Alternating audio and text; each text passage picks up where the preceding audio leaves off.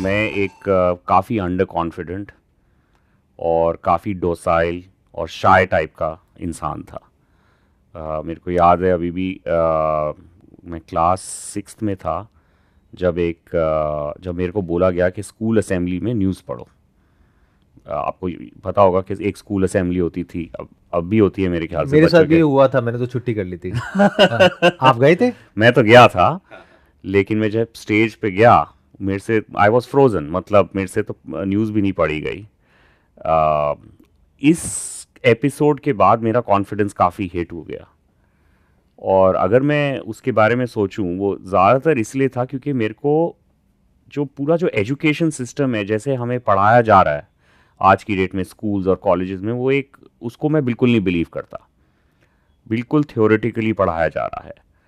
तो वो बिलीफ मेरा बचपन से ही नहीं था। तो अगर वो बिलीफ नहीं होगा तो एज अ स्टूडेंट मैं कोई टॉपर तो होऊंगा नहीं, और अगर मैं टॉपर नहीं होऊंगा तो उससे कॉन्फिडेंस तो हिट होता है। तो आप एक एवरेज स्टूडेंट थे इन टर्म्स ऑफ स्टडीज मैं एंड नंबर्स बिल्कुल एंड ही ऑल? एक एवरेज स्टूडेंट था। खाली छोड़ के क्लास 11th 12th में फिर भी फोर्स परफॉर्म कर लिया, लेकिन पूरी ज़िंदगी मैं एक बहुत ही एवरेज स्टूडेंट था। उसके बाद, स्कूल के बाद? स्कूल के बाद मेरे पेरेंट्स चाहते थे कि मैं इंजीनियर बनूं। तो मेरे को बहुत ही पुश किया कि मैं इंजीनियरिंग के एग्ज़ाम्स दूं। लेकिन मेरे को याद है, दिल्ली कॉलेज ऑफ इंजीनियरिंग तब होता था, अब उसका नाम बदल गया है।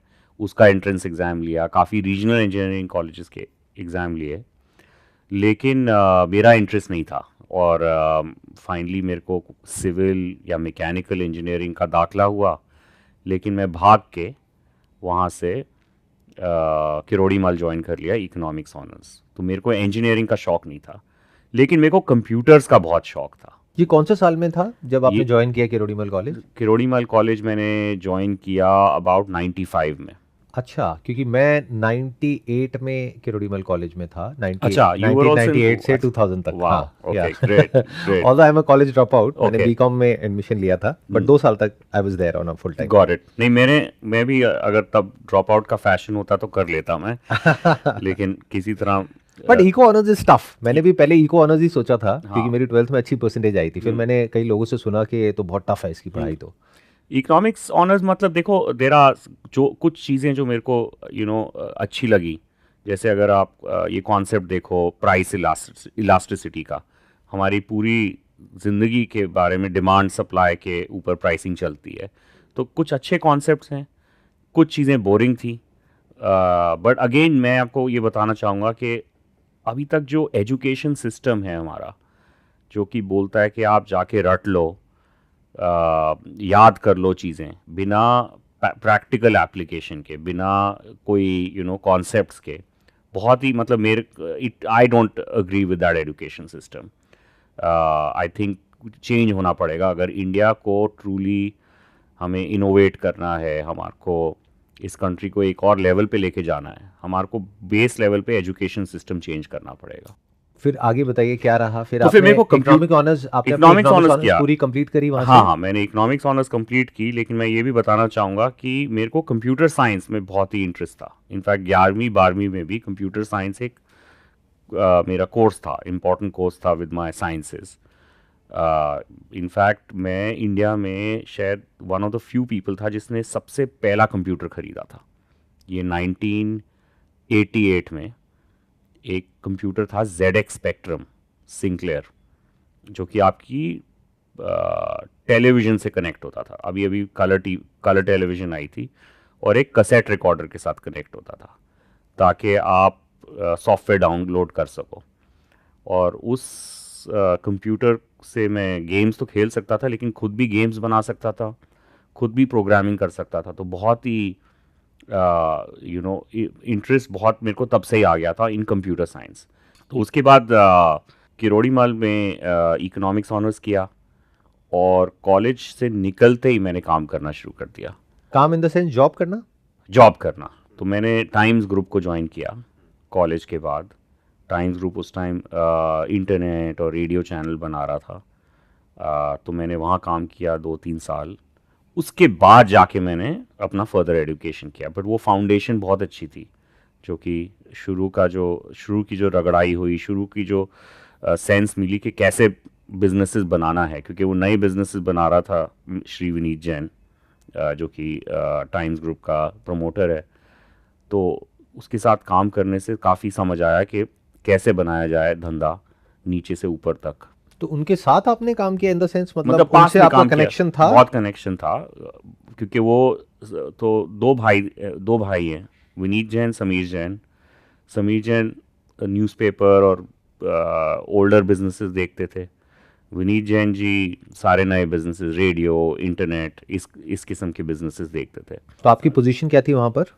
तो बड़ी जल्दी मेरे को हेड ऑफ ई कॉमर्स बना दिया with in 2 years? With in 2 years, ऐसा क्यों? क्योंकि एग्जीक्यूट कर दिया, अच्छा।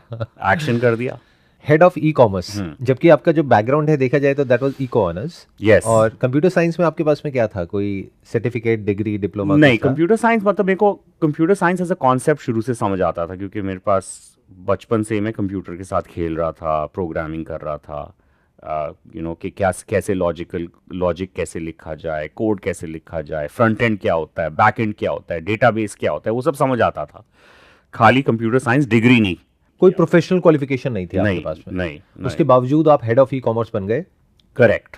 उसके बाद मैंने अपना पोस्ट ग्रेजुएशन किया। मैं मगिल में, जो कि कनाडा मॉन्ट्रियल में है, मैं वहाँ पे गया। वो मेरे लिए एक बहुत ही लाइफ चेंजिंग एक्सपीरियंस था, क्योंकि जो एजुकेशन सिस्टम था बिल्कुल चेंज हो गया।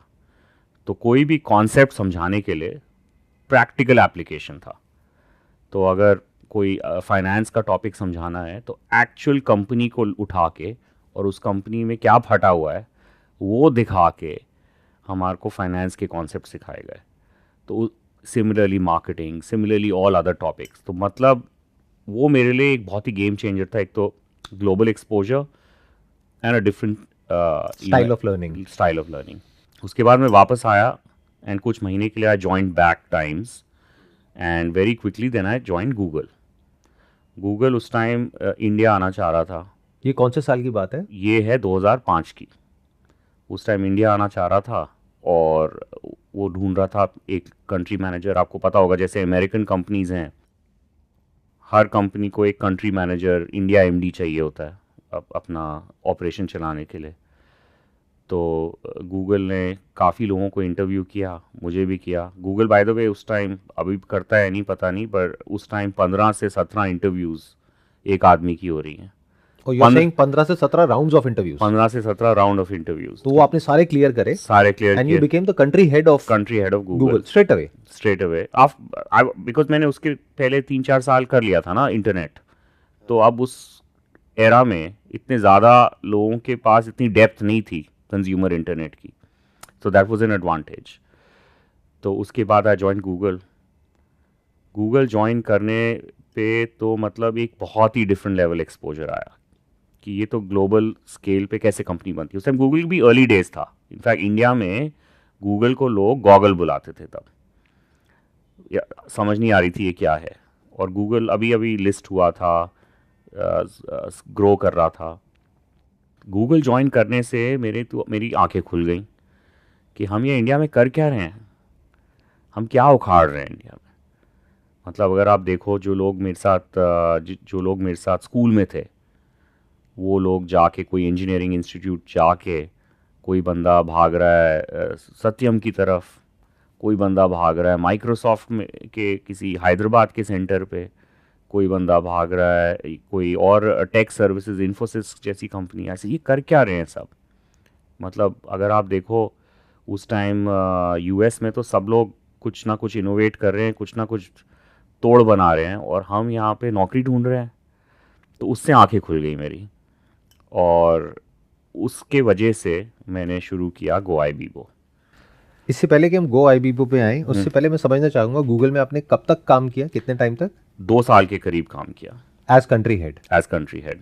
एंड आई एम श्योर आपका पैकेज भी अच्छा खासा होगा वहाँ पर। हाँ, मतलब पैकेज तो अच्छा था। मतलब उसमें फिक्स सैलरी होती है, वेरिएबल सैलरी होती है, और RSUs होते हैं। RSUs का मतलब रिस्ट्रिक्टेड स्टॉक यूनिट्स, मतलब एम्प्लॉई स्टॉक ऑप्शंस, ₹0 पे।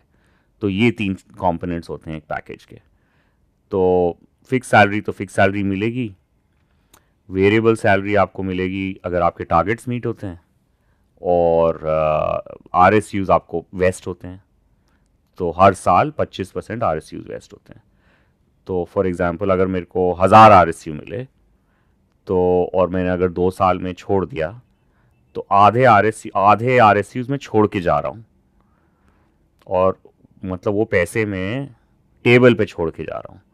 और अभी मेरे को ये सोचने की ज़रूरत नहीं है कि वो RSU की वैल्यू आज क्या है। अगर वैसे ही सोचें तो कितना होगा? फिर तो नहीं जितना आपने सोचना, छोड़ दिया अगर वो सोचना नहीं है ना।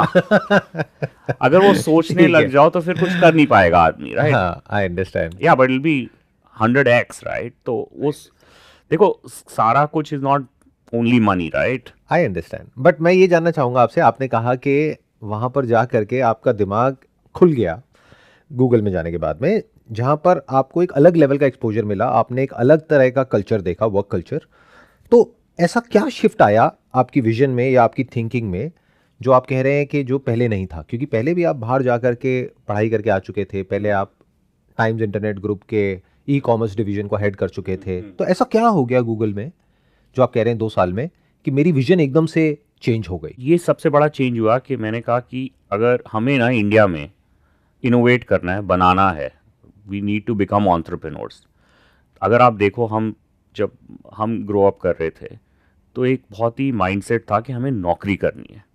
अगर आप देखोगे, एक मिडिल क्लास सिंड्रोम था कि मेरा लड़का ना मल्टीनेशनल कॉरपोरेशन में काम करता है, राइट? MNC में काम करना है, राइट? MNC में मतलब आप एक ग्लोबल कंपनी में हो, कॉग इन द व्हील हो, मतलब आप एक, you are a bubble in the ocean.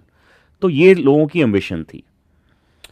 और मेरा जो दिमाग ये खुला जब मैं गया, मैंने देखा वहाँ पे तो एक 20 साल का लड़का भी टॉप टियर कॉलेज में एडमिशन मिला है, ड्रॉप ऑफ कर रहा है आपकी तरह, और वो कह रहा है कि मैं ये दुनिया की प्रॉब्लम बदलना चाहता हूँ, और हम यहाँ बैठे हैं, हम क्या कर रहे हैं?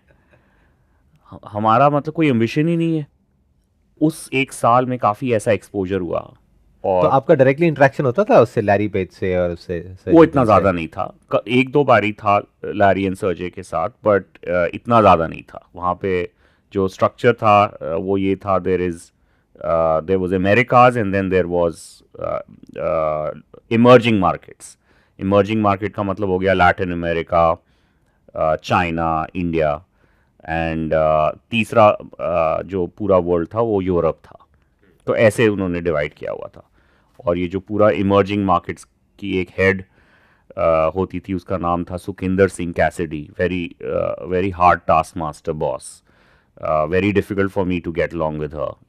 Canadian Indian, but never been in India. तो very interesting person and very sharp and very smart person. तो ऐसे स्ट्रक्चर था Google. I am asking you all these questions because Google जब आप नाम लेते हैं तो बहुत सारे जो बच्चे आज इंजीनियरिंग के लिए तैयारी कर रहे हैं और आईआईटी को क्रैक करना चाहते हैं, उनका जो अल्टीमेट ड्रीम होता है वो गूगल होता है। उसके भी आप कंट्री मैनेजर थे 2 साल के लिए, उसके बाद भी वहां से छोड़ना, रिजाइन करना और फिर जा करके अपना कुछ और करना, it needs hell lot of guts. देखो, आई एम अगर श्योर आपकी फैमिली ने भी बोला होगा कि क्या कर रहे हो। बिल्कुल, my wife was very angry कि क्या कर रहा है। एवरीबडी सेड कि this is weird decision. And that too you are saying Goibibo आपने शुरू किया, राइट? मतलब शुरू में तो ये भी नहीं पता था क्या शुरू करना है ठीक तरह से जब मैंने एग्जिट कर रहा था, बट इतना मुझे पता था कि अब हम खुद बनाएंगे। अब हम truly made in India, make in India करेंगे, तभी आएगा मज़ा। तो आपने वहां से फिर गूगल छोड़ा और अपना इसकी शुरुआत करी। तो ये आइडिया कहाँ से आया आपको? तो आइडिया ये आया पर्सनल प्रॉब्लम से। मेरे को याद है, मैंने मनाली में एक होटल बुक किया और अपने दोस्तों के साथ यहाँ से दिल्ली से, मेरे को ड्राइविंग का काफ़ी शौक़ है और गाड़ियों का भी बहुत शौक़ है, तो मैंने दिल्ली से अपने दोस्तों के साथ यहाँ से ड्राइव किया मनाली। रात को, अब काफ़ी दूर है मनाली यहाँ से, रात को 11 बजे पहुँचा। और मैं ये नहीं बोलूँगा मैंने वो बुकिंग कहाँ से की, लेकिन जब मैंने वो वाउचर दिखाया होटल पहुँच के, तो होटल वाले ने बोला कि देखो ये तो बुकिंग वैलिड नहीं है, आपको तो मैं नहीं, आज आप यहाँ नहीं रह सकते आप लोग। मेरे दोस्त भी बड़ा, they were very angry with me. But ऐसा क्यों? क्योंकि सिस्टम सारा ब्रोकन था ना, सिस्टम सारा ब्रोकन था। तो मतलब what you are saying is आपने बुकिंग कर दी, बुकिंग लेकिन करी वो मैंने, बुकिंग उस तक नहीं पहुंची या उसकी इन्फॉर्मेशन उस होटल तक नहीं पहुंची। और होटल मतलब काफ़ी प्रॉब्लम्स थी। ये कौन से साल की बात है? ये अभी 2006 की बात है। ठीक है, तो मैंने कहा ये तो बहुत बड़ी प्रॉब्लम है, अगर इंडिया में हम एक होटल आसानी से बुक नहीं कर सकते तो ये तो बहुत ही बड़ी प्रॉब्लम है। उसके बाद एक और बहुत बड़ी प्रॉब्लम थी, तो हम लोग बाय एयर ट्रैवल करते हैं, तो हम लेकिन हमारा ट्रैवल स्केड्यूल काफ़ी चेंज होता है। तो उन दिनों जब मैं ट्रैवल करता हूँ दिल्ली से हैदराबाद या बॉम्बे, तो ट्रैवल स्केड्यूल चेंज हो रहा है, कैंसिल हो रहा है। तो मैं देखता था कि मेरे जो पैसे हैं वो वापस ही नहीं आ रहे हैं, वो 2-2 महीने तक, क्योंकि अगर मैं कैंसिल करूं सिवाय जो भी बेसिक चार्जेस के मेरे पैसे वापस आने चाहिए। तो रिफंड्स की बहुत प्रॉब्लम है। फिर एक और ये होता था कि जो मैं बुक करने जा रहा हूँ 3,000 रुपये की सीट, और जब मैं पैसे कट रहे हैं मेरे 6,000, क्योंकि फ्लक्चुएट हो रहा है। तो मैं बोला यार ये काफ़ी सारी ऑनलाइन ट्रैवल कंपनीज तो हैं लेकिन प्रॉब्लम नहीं सॉल्व कर रही। मेरे को अभी भी याद है जब मैं गोवा वीवो लॉन्च कर रहा था तो लोग हंसे कि पागल है, यहाँ पे तो कम से कम 50 ऑनलाइन ट्रैवल कंपनीज है और हज़ारों ट्रैवल एजेंट्स है, क्या करने निकल रहा है और अलग क्या करेगा। और फिर उसके बाद जब मैं किसी को इंटरव्यू भी करता था तो वो मेरे को बड़ा एमबीए का सवाल पूछता था, हाँ व्हाट्स योर डिफरेंशिएशन, मतलब what are you gonna do different, अलग क्या करोगे आप, राइट। फिर मैं उससे पूछता था भाई तभी तो तेरे को इंटरव्यू कर रहा हूँ ना, ताकि तू बताएगा ना कि क्या क्या अलग करना है। बट जोक्स अपार्ट, अलग ये था कि हमारे को सिंपल एक बहुत ही रिलायबल बुकिंग सिस्टम लोगों को देना था। अगर वो एयरलाइन टिकट बुक कर रहा है 3,000 की तो 3,000 की मिलेगी उसको, अगर उसने कैंसिल की तो उसके पैसे इमिजिएटली वापस मिल जाएं उसको, अगर वो होटल बुक कर रहा है तो कंफर्म बुक कर रहा है एट द बेस्ट प्राइस। तो ये कस्टमर की पेन है। बट इसको करने के लिए हमें पीछे जो रॉकेट बनाना पड़ा वो काफ़ी कॉम्प्लेक्स था। तो हमारे को एक पूरा होटल का सिस्टम बनाना था ताकि होटल वाला एक सिस्टम हमारा यूज़ करे, ताकि ये जो बुकिंग मैसेजिंग है वो ना टूटे।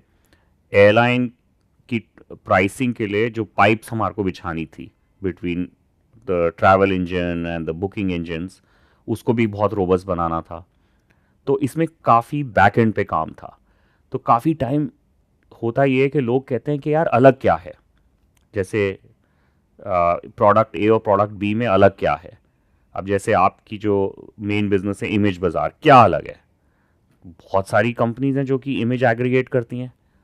अलग ये है कि रिलायबल है, अगर मैं सर्च करूँगा कुछ तो इंटेलिजेंट रिजल्ट आएगा। अलग ये है कि मैं आराम से फास्ट डाउनलोड कर सकता हूँ। तो इसीलिए जो लोग कहते हैं ना कि कंपेरेटिव फील्ड है घुसो मत, अगर इनकम्बेंट्स एक सर्विस रिलायबली नहीं दे पा रहे हैं तो एक बहुत ही it is a very important thing for someone to come in and solve the problem. मैं यहाँ पे थोड़ा सा ऐड करना चाहूँगा कि जो लोग अभी इस वीडियो को देख रहे हैं, बहुत सारे लोगों के माइंड में ये थॉट होता है कि हमें कुछ अलग करना पड़ेगा, कुछ यूनिक होना चाहिए हमारे आइडिया में। तो आप जो कह रहे हैं उसमें कुछ अलग नहीं था, क्योंकि उस टाइम पे बहुत सारे लोग वो कर रहे थे, बट वो लोग एफिशिएंट तरीके से नहीं कर रहे थे। तो you wanted to bring in efficiency by understanding the pain points of the customer. तो ऐसा ज़रूरी नहीं है कि जब भी कोई किसी बिज़नेस के बारे में सोचता है उसको कुछ अलग ही करना है, डिसरप्टिव करना है या कुछ ऐसा करना है जो कोई नहीं कर रहा। और जो अलग चीज़ है वो बैक एंड पे हो सकती है, जैसे कि आप अपनी इमेजेस कैसे स्टोर करते हो, राइट। तो जो अलग है वो आपको एक बिजनेस आइडिया में नहीं करना, आप अलग जो है can be at the back and at the user experience level. तो अलग ढूंढने की जरूरत नहीं है। अगर आप देखो ई कॉमर्स भी, अगर देखो इंडिया में फ्लिपकार्ट और अमेजोन के पहले 100 ई कॉमर्स वेबसाइट्स थी, और अगर आप वर्टिकल ले लो तो हज़ारों होंगी। तो वो सब मर गई। क्यों मरी वो? इस ज़्यादातर इसलिए नहीं मरी कि पैसा नहीं था और अमेजोन आ गया। वो इसलिए मरी क्योंकि वो एक reliable fulfilment system, reliable selection system नहीं बैठा पाए, इसलिए मर गई वो। मे बी उसके पीछे पैसे का भी रोल था। देखो फ्लिपकार्ट भी अगर आप देखो, फ्लिपकार्ट को सबसे पहले $1 मिलियन मिले थे 2007 में। फ्लिपकार्ट और इनफैक्ट फ्लिपकार्ट, GoIBO, ये सब इकट्ठे उसी टाइम पे हम लोग बना रहे थे। अभी इंटरनेट पेनिट्रेशन भी ख़राब थी, इंटरनेट की जो पाइप्स थी भी काफ़ी फ्लेकी थी, कभी चल रहा है कभी नहीं चल रहा है, बैंडविड्थ ख़राब थी। अभी स्मार्टफोन्स नहीं आए थे जब हम लोग ये अभी वेबसाइट पे सब हो रहा था, राइट। बट फ्लिपकार्ट ने एक सिस्टम बिठाया जिससे जब मैं कुछ ऑर्डर कर रहा हूँ मेरे को मिल रहा है। इसी तरह एक वेबसाइट थी, नाम नहीं बोलूँगा, मैं शायद सुनेगा समझ गया तो। हूँ आप किस वेबसाइट की बात कर रहे हैं, बट एक वेबसाइट थी, हाँ। मैंने कुछ ऑर्डर किया, हफ्ता बीत गया नहीं आया सामान, 15 दिन हो गए, 30 दिन हो गए, आई रिमेम्बर, मेरे को भी ऐसे एक्सपीरियंसेस हुए और थे, फिर हाँ, उस कुछ टाइम में। सामान ही नहीं आ रहा। फिर मैंने बोला चलो नहीं आ रहा तो पैसे दे दो, पैसे भी नहीं वापस आ रहे हैं। तो एक्चुअली अगर आप देखो कंज्यूमर की एक्सपेक्टेशन क्या है सिंपलिस्टिकली, कि यार मैंने कुछ ऑर्डर किया, वो डिलीवर कर दो। मैंने अगर होटल बुक किया तो मेरे को डिलीवर कर दो, फुलफिल कर दो। मैंने अगर फ्लाइट बुक की, मेरे को उस रेट पे फ्लाइट दे दो। बाद में ये मत बोलो कि वो 3,000 की 6,000 हो गई। अगर मैंने कुछ कैंसिल किया, मेरे पैसे वापस दे दो जल्दी से, बैठ मत जाओ। That's the basic consumer expectation. अगर मैंने इमेज बाजार यूज़ किया और मैंने सर्च किया कुछ, तो मेरे को दे दो, फुलफिलमेंट दे दो। हाँ, बेसिकली दो अलग अलग पर्सपेक्टिव हो गए, दो अलग अलग तरह की अप्रोच हो गई। जैसे हमारी अगर बात करी जाए इमेजेस बाजार की, तो हमारी अप्रोच इससे थोड़ी सी अलग है। यानी कि और भी जो वेबसाइट्स हैं उनके भी सर्च इंजन है, उनकी भी स्पीड अच्छी है, उनमें भी सब कुछ है। बट हमारी डिफरेंशिएशन क्या है कि we are into Indian images और वो लोग फॉरेन इमेजेस में हैं। तो इंडियन चाहिए तो इमेजेस बाजार है, फॉरेन चाहिए तो और हजारों वेबसाइट्स है। इस तरह से हमने डिफरेंशिएट ही कर दिया और इस सेगमेंट में अपनी मोनोपोली काइंड ऑफ बना ली in terms of content. But आप जो कह रहे हैं, this is a very different way of looking at things. आप ये कह रहे हैं कि आपने कोई नई प्रोडक्ट कैटेगरी डेवलप नहीं करी, आपने उसी फील्ड में बेटर सर्विसेज दी, या फिर जो भी कस्टमर एक्सपेक्ट कर रहा है उसको उतना दे दिया, डिलीवर कर दिया। देखो, हाँ, बट उसमें जो आप उसी कैटेगरी तो आपकी भी सेम है, right. Image searching category of buying online travel same है। कैटेगरी जो अब IND मनी हम बना रहे हैं वो भी सेम है कि इन्वेस्टिंग। मतलब अगर आप देखो ओवर आर्चिंग नीड क्या फुलफिल हो रही है, आपकी वेबसाइट से हो रही है कि मेरे को इमेज चाहिए, GoIBO से हो रहा है कि मेरे को ट्रैवल बुकिंग करना है, IND मनी से हो रहा है मेरे को इन्वेस्ट करना है, ठीक है। अब एक बहुत ही बढ़िया फ्रेमवर्क है जो कि रेट्रोस्पेक्ट पे अगर मैंने सोचा, वो ये है कि आप क्या चीज़ें करना चाहोगे वर्सेस द कंपटीशन, और आप क्या कंपटीशन को अलाउ करोगे कि वो जीत जाए, वो करते रहे। Can you explain? तो मैं आपको एक्सप्लेन करता हूँ, बड़ा इंटरेस्टिंग फ्रेमवर्क है। तो मैं आपको ये फ्रेमवर्क GoIBO और IND मनी करता हूँ, फिर इमेज बाजार भी ट्राई करेंगे हम, ठीक है। पहले GoIBO को समझते हैं। हाँ, तो अगर आप देखो वाई एक्सेस ले लो अगर आप, ठीक है, उसमें ले लो आप एट्रीब्यूट्स मत, और उसमें आप ले लो value, right. What is the value that you want to deliver to the customer, right. क्या customer benefit in number of units आप देना चाहते हो। और एक्स एक्सिस ले लो एट्रीब्यूट्स। तो GoIBO में हमने कहा कि हमें जो एक एट्रीब्यूट है booking of travel via call centre and via holiday package method, वो हम बाकी ट्रैवल ऑपरेटर्स, क्लियर ट्रिप, यात्रा, मेक माई ट्रिप, ट्रैवल गुरु, जितने भी हज़ारों हैं उनको करने दो। हम नहीं करेंगे, हम ये हार जाएंगे। इस सब कैटेगरी बोल लो आप, या इस पर्टिकुलर एट्रीब्यूट को हम बोल रहे हैं आप कर लो, क्योंकि वो अच्छे से कर रहे हैं।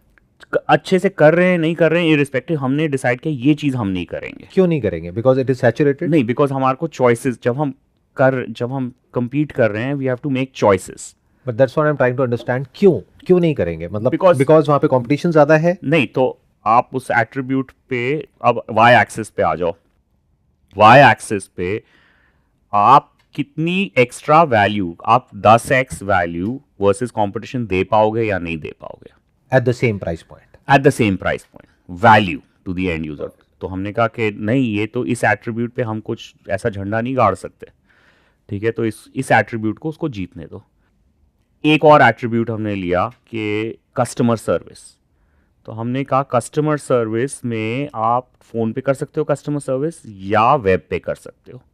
तो हमने कहा कि और लोगों को वैसे फ़ोन पे बहुत अच्छा लगता है कस्टमर सर्विस, बट हमने कहा ये इनएफिशिएंट है, कस्टमर सर्विस फ़ोन पे बहुत इनएफिशिएंट है। बिकॉज अगर आप देखो, एक आदमी है जिसको कोई प्रॉब्लम आई है, तो वो फ़ोन उठा के बात करता है और कस्टमर सर्विस वाला पूछता है, वाली पूछती है कि अच्छा आपका टिकट नंबर क्या है, पीएनआर नंबर क्या है, तो इनएफिशिएंट हो गया ना, वो तो 1-2 मिनट तो उसी में निकल जाते हैं, जो कि फ्रस्ट्रेटिंग है। तो हमने कहा कि अगर हम कॉल सेंटर से कस्टमर सर्विस बंद कर देते हैं, कस्टमर थोड़ा दुखी होगा, लेकिन उसकी एक्सचेंज पे हमारा जो कॉस्ट ऑफ सर्विस है वो इतना घट जाता है, तो हम हमेशा कस्टमर को बेटर प्राइस दे पाएंगे। सो देन हमने कहा, जो एक एट्रीब्यूट हमने बनाया कि हमारी प्राइसिंग हमेशा बेटर होगी, क्योंकि हमारा कॉस्ट स्ट्रक्चर हमेशा सबसे कम होगा। तो प्राइसिंग हमारी हमेशा हमेशा हमेशा बेस्ट रहेगी, क्योंकि हम लोग काफ़ी चीज़ें नहीं करेंगे जो कि हम कॉल सेंटर नहीं करेंगे। उस टाइम लोग ऑफलाइन रिटेल आउटलेट्स लगाते थे हमारे कंपेटिटर्स, हम वो नहीं करेंगे। हमारा number of transactions to staff इतना रहेगा, तो फिक्स कॉस्ट स्ट्रक्चर भी कम रहेगा। तो उस टाइम आप पूरी तरह से ऑनलाइन चले गए, मतलब जबकि फुल पूरी बहुत लोग। एग्जैक्टली, जबकि हाँ, अभी इंटरनेट चल ही रहा था, that's what right. I am saying, या। फिर हमने कहा कि होटल बुकिंग बहुत ही ख़राब है सब जगह, यहाँ पे हम पागल हो जाएंगे।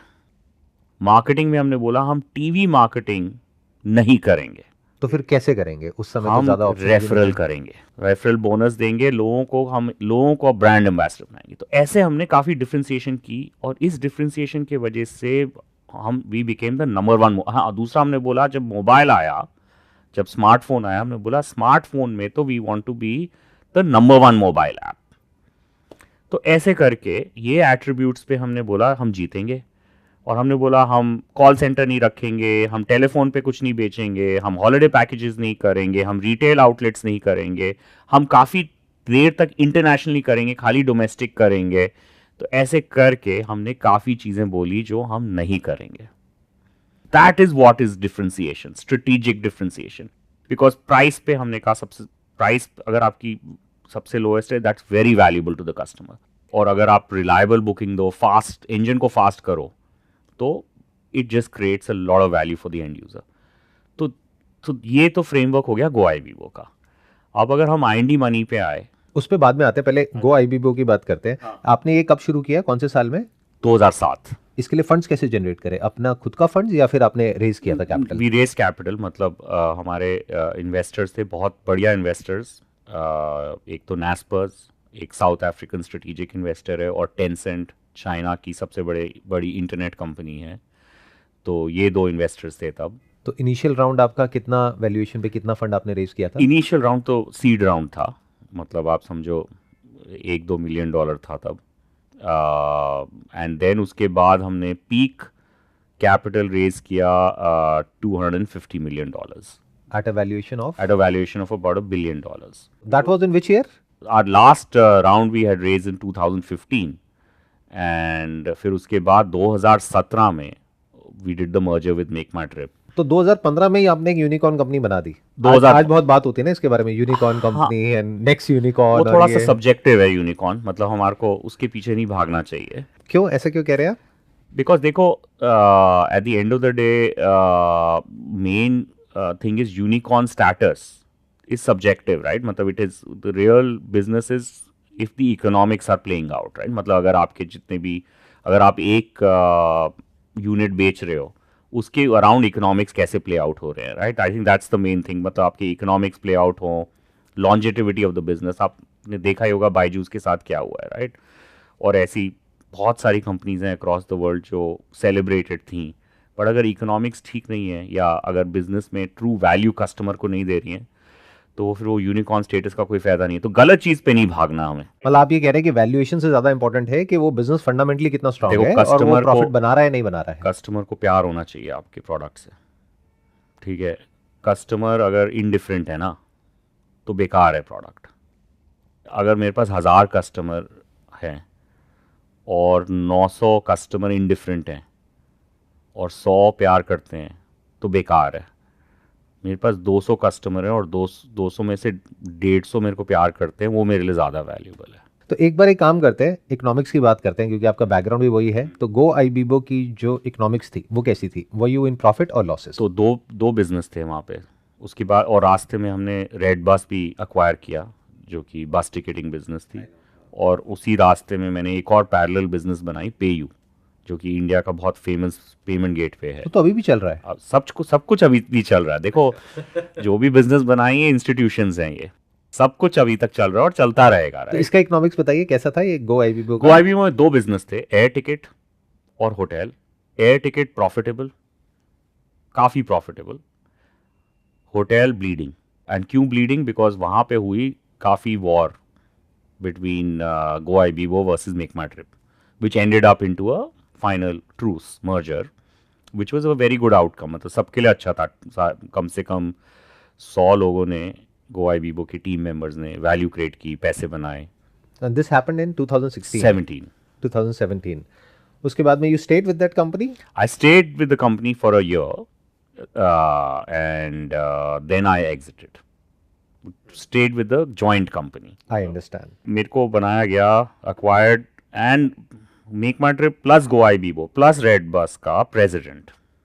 मेरा काम था to run product marketing etcetera etcetera. और ये जो आपने गो आईबीबो शुरू किया था, हाँ। अकेले ही किया था या और भी को फाउंडर्स थे उसमें? शुरू में अकेले शुरू किया था। उसके बाद आई ब्रॉट इन विकल्प साहनी, जो कि CTO and cofounder, and another person called Sanjay Bhasin. And Redbus के लिए I brought in Prakash Sangam, Anoop Menon CTO, Prakash is the CEO, both of them are still there. Vikalp ने एक नया स्टार्टअप शुरू किया है called Eka care, health tech का स्टार्टअप है। और पेयू के लिए I brought in a person called Shailaj and Nitin Gupta is the founder of यूनिकार्ड्स and Shailaj is the founder of DotPe. तो काफ़ी सारे लोग जो मेरे साथ तब थे। पूरा का पूरा एक इकोसिस्टम बन गया, और भी बन जैसे रहे हैं। सिलिकॉन वैली में होता है। और हाँ, बिल्कुल वैसे ही है। और अब तो मतलब अब देखो, अब इंडिया में जो हम लोग बना रहे हैं is better than silicon valley. अगर आप आज की डेट में सिलिकॉन वैली चले जाओ तो बिल्कुल सुनसान डेड लगता है।